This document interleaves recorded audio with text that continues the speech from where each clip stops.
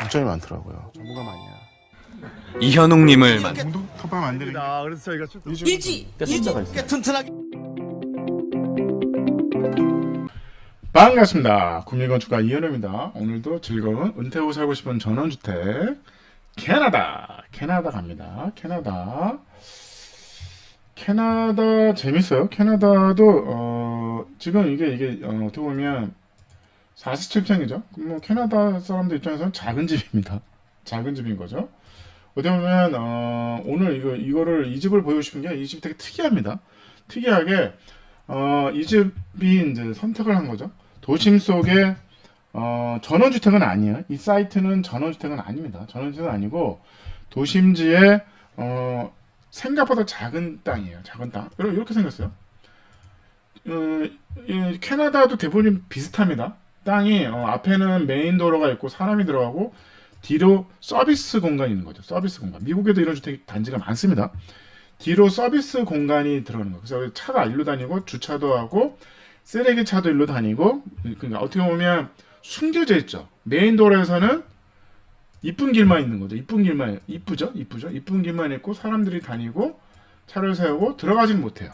그래서 이렇게 집이 쫙 이쁘네. 이 거리가 되게 이쁘네. 근데 이상하게 뒤로 가면 뭔가 이렇게 쓰레기도 쌓여있고 이런 공간이 여기 쓰레기차가 왔다 갔다 하는 거예요. 쓰레기차가 쓰레기를 치워가는 거죠. 그래서 이제 그 미국의 이제 전원주택 단지를 보면 거대한 그 길이 넓어서 앞으로도 뭐 차가 다 들어가고 서비스 차량도 들어가고 이런 건데 쓰레기차도 그냥 왔다 갔다 하잖아요. 근데 도심지에 있는 단독 필지들은 이렇게 서베이 길이 뒤로 따로 있어요. 그래서 이 집이 옆집이 너무 지저분하니까 이렇게 담을 세운 거죠. 담을 세워서 여기까지는 내 땅이다. 집이 거의 붙어 있습니다. 네덜란드도 그렇고 어디도 베트남도 그렇고 효율적인 도심지의 효율적인 단독주택 공급을 위해서 토지 효율을 위해서 다 붙어 있어. 캐나다도 마찬가지예요. 캐나다가 무슨 전원주택에 뭐 시골에 이제 숲이 있고 뭐 그런 데는 그렇게 안 하는데 도심지는 어쩔 수 없어요. 이 집의 특징이 뭐냐면 재밌습니다. 거실 주방이 2층 있어요. 거실 주방이 2층 있습니다. 이 부분은 거실 주방. 그 다음에 1층은 뭘까요? 1층은 침실 2개야. 아이들이 삽니다. 아이들이 살죠. 그 다음에 3층은 엄마 아빠가 살아. 그러니까 애들아 중간에서 맞는 거. 애들아 밥 먹자 하면 부모님은 내려오고 애들은 올라가는 거죠. 아이들이 밤에 늦게 들어와도 좋죠. 아이가 새벽 2시에 몰래 나가기도 좋죠. 친구들 몰래 들어와서 자고 하기도 좋죠. 그런 겁니다. 그래서 도심지에 이 구조 방식은 일본에 많습니다. 일본에 많을 수밖에 없는 이유가 토지가 작은데 효율적인 집을 짓기 위해서는 어쩔 수 없는 선택을 하잖아요. 그 다음에 거대한 창을 1층에 낼 수는 없잖아요. 2층에 내다 보니 거실 주방이 2층에 있는 집이 맞습니다. 그게 일본 주택만 있는 게 아닙니다. 건축이라는 거는 되게 바둑판 같아요. 많은 수가 있는데 이 수에 이 땅에 이 사는 사람들의 구성원에 맞는 선택을 하는 거죠. 그 선택을 찾는 겁니다. 그래서 일본만이 아니라 캐나다도 그렇게 선택을 한 거지. 이거 일본 집 아니에요? 아닙니다. 캐나다 사람들도 이렇게 설계를 합니다. 편문들 볼까요? 여기죠. 이게 대로변이죠. 전면도로에서는 사람이 걸어 들어오는 현관이 있지만 뒷도로는 서브웨이 서브 길인 거죠. 그래서 여기다 차를 세우고 여기로도 들어오는 거죠. 그 현관이 2개인 거죠. 뒤로 들어오고 앞으로 들어오고. 근데 재밌는 게 뭐냐면 1층입니다. 1층이 18평이야.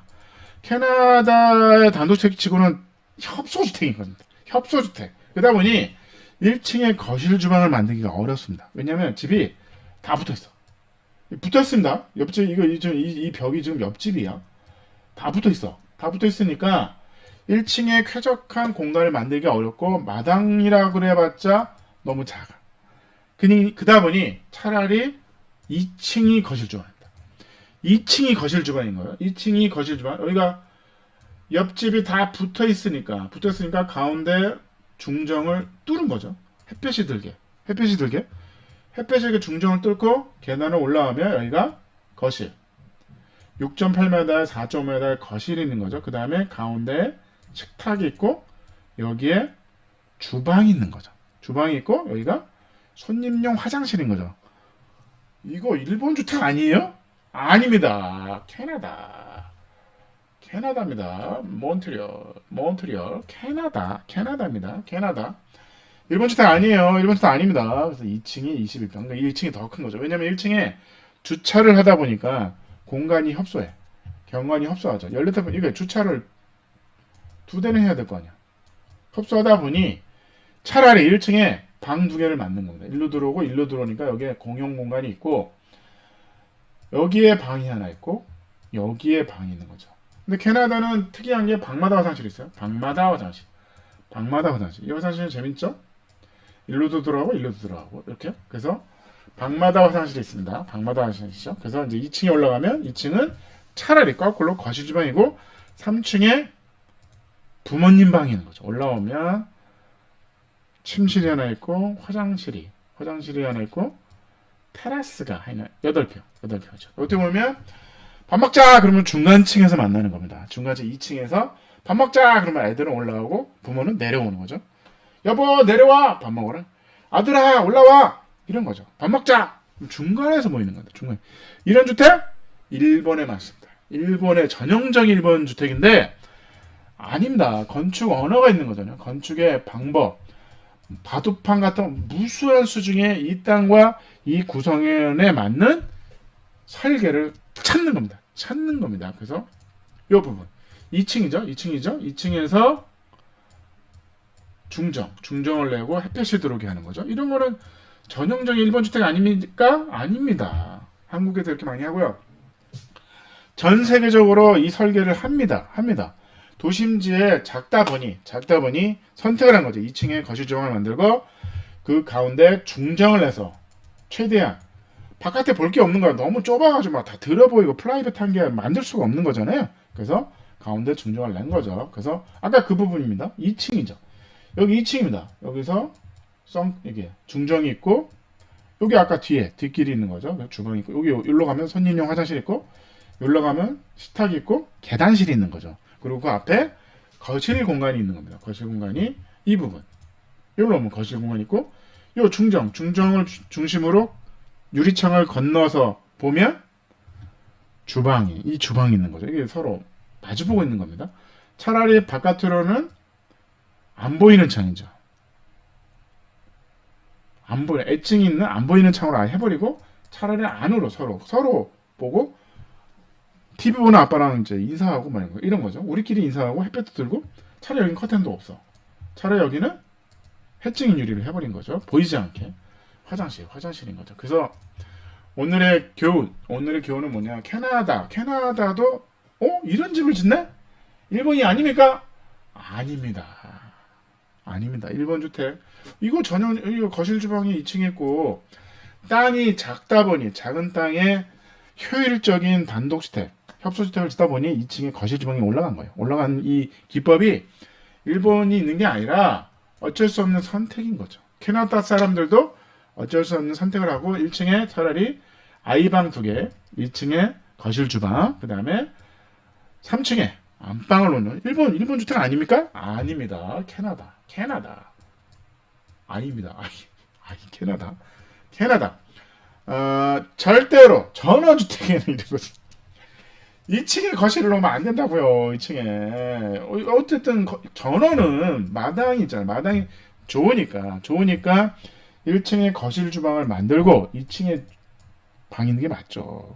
근데 이 집 너무 이뻐요. 그리고 숲속에다 이런 집을 지시면 절대로 안 돼요. 불편하다니까. 불편한 이 집은 어떻게 될까요? 누가 사?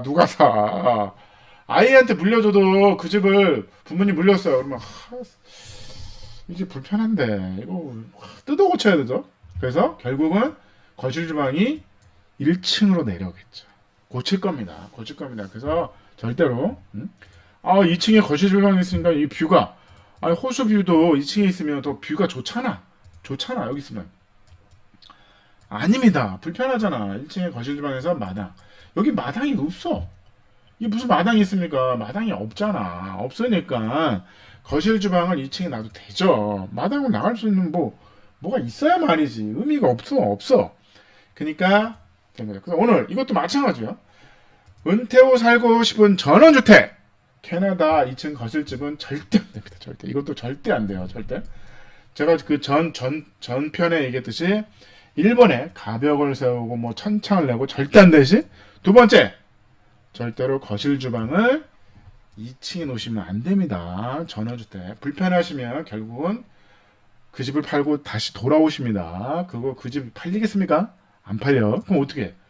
그래도 재산인데 그 집을 팔기에는 만들어냈을 거 아니야. 노멀하게 집을 지시기 바랍니다. 감사합니다.